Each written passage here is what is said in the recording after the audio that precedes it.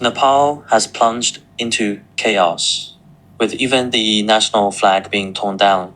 Yet the people are cheering. The Nepalese have begun to rise up against their government.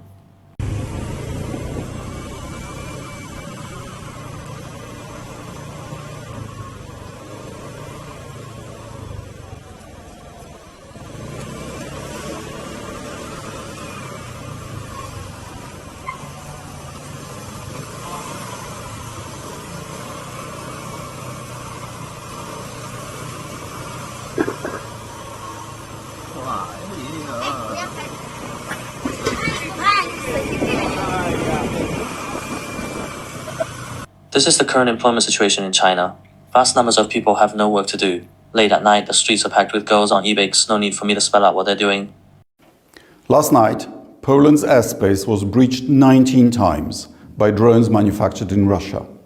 The assessment of Polish and NATO air forces is that they did not veer off course, but were deliberately targeted. The Polish Air Force, assisted by our allies from the Netherlands, Italy and Germany, shot them down. Property was damaged, but fortunately nobody was injured. As Prime Minister Donald Tusk reminded us this morning, even though NATO is not at war, Russian aggression strikes beyond Ukraine. Here at the Foreign Ministry, we took immediate action. I communicated with Secretary of State Marco Rubio, High Representative Kaja Kallas, and OSCE Chair in Office Elina Valtonen. We thank our allies for words of solidarity and their readiness to back them with deeds.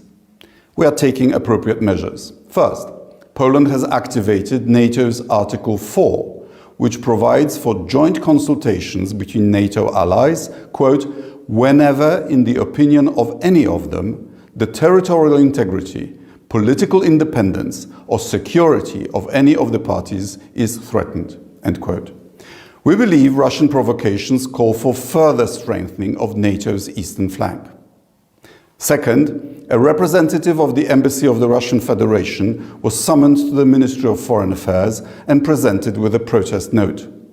I am aware that Russia claims there is no evidence these were Russian drones, even suggesting a Ukrainian provocation. This was anticipated. Lies and denials are default Soviet responses. The Kremlin is again mocking President Trump's peace efforts. Third, we are countering disinformation. I call on everyone to rely on governmental sources and on information from verified media outlets. Anyone claiming that this was a Ukrainian provocation is spreading Russian propaganda. Poland, the EU and NATO will not be intimidated, and we will continue to stand by the brave people of Ukraine. It's time for the leadership of Russia to understand that the attempt to rebuild Europe's lost empire is doomed to fail. In my view, this incident actually sends a very dangerous signal. Russia is no longer just attacking Ukraine, but has begun to directly challenge NATO's red lines. Poland's request to activate Article 4 shows that it already feels its security is under real threat. The question is, does NATO have the resolve to take unified action, or will it just stop at verbal condemnation? Everyone is watching the United States, especially Trump's attitude. If the US wavers, Russia will only become bolder. This is not only a crisis for Poland, but also a test for the entire European security architecture. All right, guys, I want to start off with saying thoughts and prayers for Charlie Kirk. Rest in peace to Irina Zarutska. Guys, I don't know how to feel right now. I don't even feel angry anymore. I just feel pretty fucking numb. This past week has been absolutely insane, mind-blowing. The amount of fucking murders and just assassinations I've seen on the timeline these past few days is I don't even know what to say. And what you have to realize is the average person is fucking fed up. I was just at the gym. I've talked to this older white gentleman before. I overheard his conversation with his friend, and he said, we can't keep living like this. He said, did you just see Charlie Kirk got assassinated? Did you see yesterday the murder on the train in North Carolina?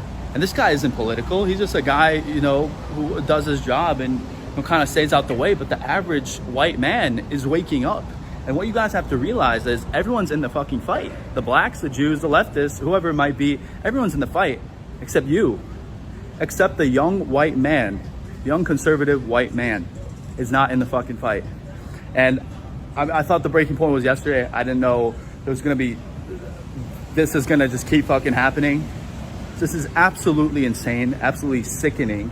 And some of the people who are celebrating his death because he was a Zionist, because we disagreed with one point, you guys are fucking sick in the head.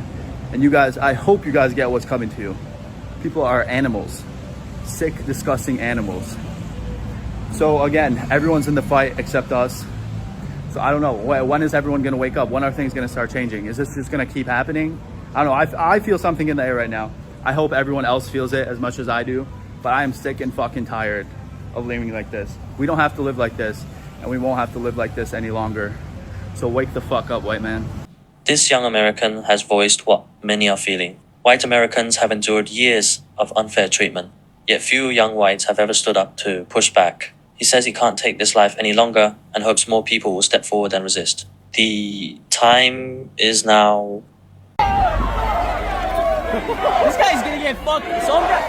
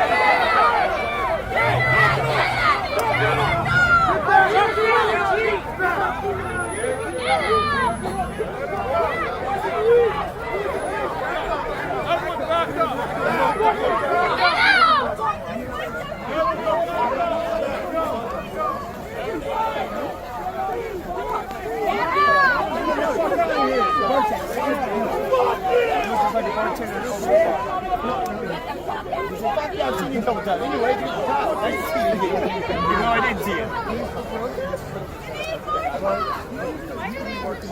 Don't fight back anymore.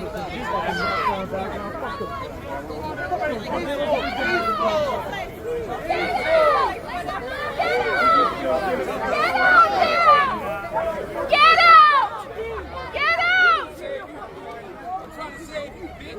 Yeah, whatever! Get out of here! Get out! Get out! So just don't close to him back. Get out! Get out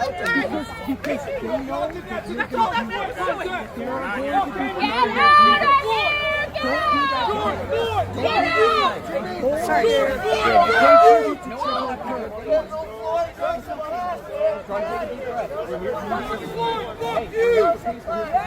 Trying to fuck that up.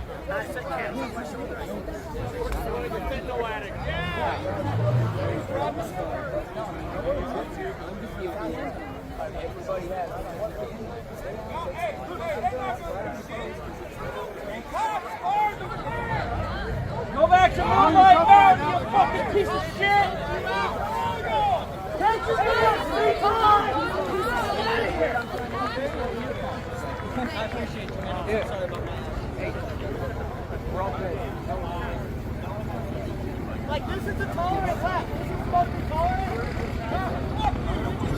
I just saved your life. What happened to free speech, motherfucker? What happened to free speech, motherfucker? Jaden, stop. Stop. Hey, we're best friends. You guys killed that guy who's talking to people. What did happen to free speech? What happened to dialogue? What happened to discourse? Over there, push that motherfucker. No I think this incident actually reflects the extreme polarization in American society today. Political positions are no longer just differences in ideology, but have turned into emotional conflicts, where even vigils or memorials occasions that should be peaceful can erupt in confrontation. The provocative behavior from the left and the fierce reaction from the right both show that there is no longer any basic space for dialogue, further widening the social divide